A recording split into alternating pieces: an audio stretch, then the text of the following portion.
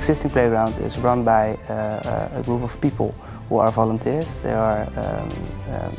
They have formed an association, a board. And there is also the owners of a building on the site, and as a city of Delft we are only responsible for the maintenance of the playground itself and the equipment which is in there.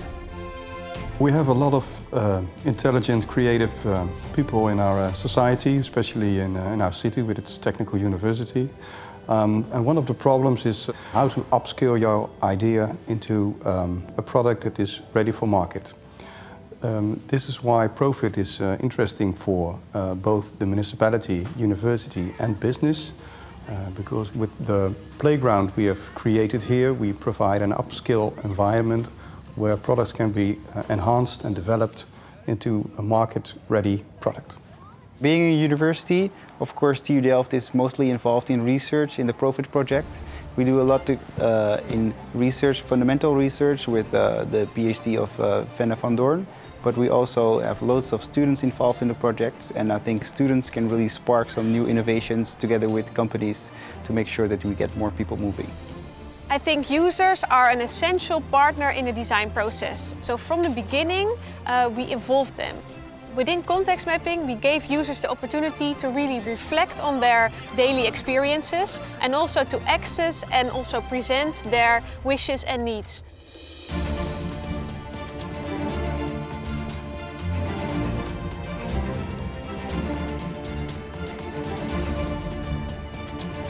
The research findings we got from this first research, from the context mapping research, were presented in insight cards. So here you have a couple of examples, and these insight cards were given to the companies who came up with the new concepts. After the companies developed these concepts, we also involved users again to evaluate them, to see if they really like it or not and what they think about this. And here we involved them even in a more active way. So we developed a co-research method in which users get the role of researcher. So you gave them this professional role, which also really motivates, for example, the children. They got professional tools like recording devices, research kits, and through that they interviewed peers.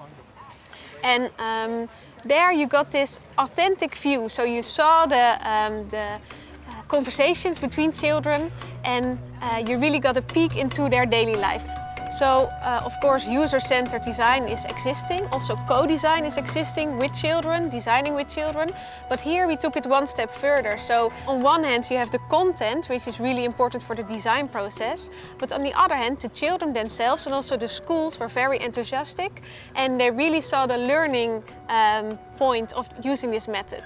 So they learned to ask questions, to do research themselves, and that motivated them, really made them enthusiastic and inspired. And still the schools come to me and say that they really loved to do these projects and that it was very valuable for the children themselves as well.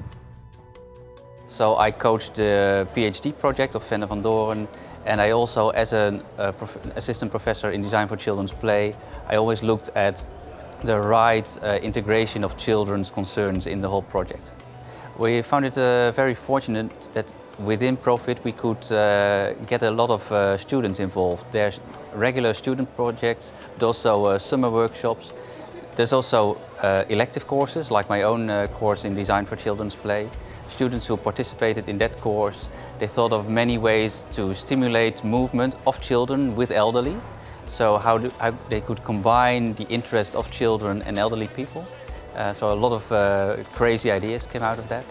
We had a summer workshop. We actually had two of them for interested students to really, in a pressure cooker style, 1 week full time, think of something specifically for the FieldLab Delft on play and movement.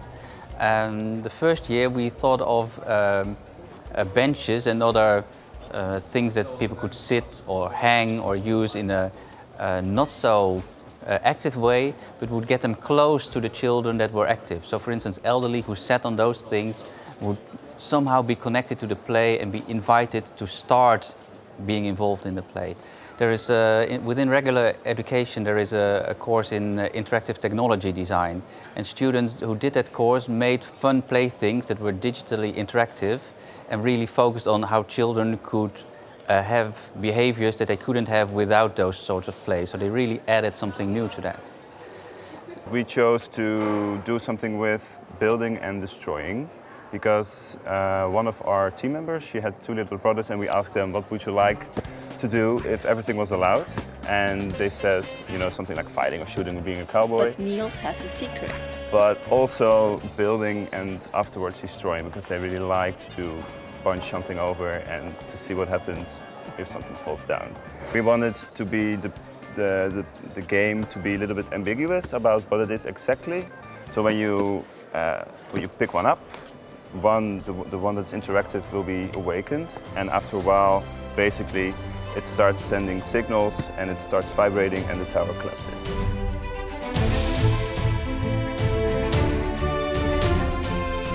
Here at Enjoin we make all kinds of interactive products for healthcare, educational or entertainment related markets. And for example, this is one of our products, the Nebula, an interactive light wall. It consists of over 7,000 lights and reacts on touch.